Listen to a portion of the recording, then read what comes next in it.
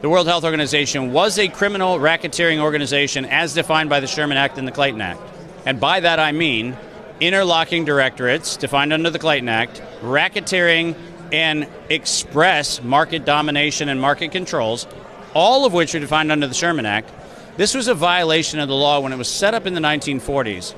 And we have to go back to the foundation of what the WHO is and recognize since 1953, it has been exclusively a vaccine-promoting enterprise for the benefit of the people who have commercial interest in vaccines. If you read their opening charter and all of the hearings that gave rise to their opening charter from Bretton Woods in July of 1944 to its actually founding charter in 1950 and 53, what's missing from those conversations is who is writing the checks. And back then, and you can look, and it's all in a matter of public record, Rockefeller Foundation and the Wellcome Trust were the check writers.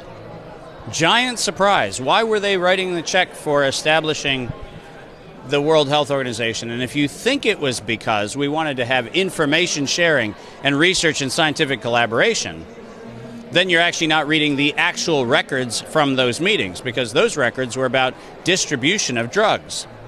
Those were ways in which we could actually force drugs onto countries so that they actually had to take dumped drugs that were dumped out of Germany, the UK, and the US, and they had to adopt those. So you're right.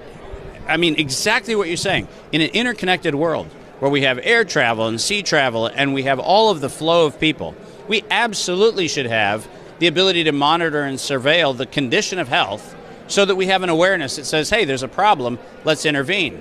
But the problem is that we have to have a financially disinterested party making those determinations and making those surveillance observations. Because the minute the people who have a financial incentive to have gain from the decision to declare a pandemic, the minute they're the ones who are collecting data, guess what data they collect? Giant shock. They're going to collect the data that actually justifies their existence. As long as the financial interest that dictates what product is going to be promoted is the one making the declaration of the pandemic, we have no possibility for accountability.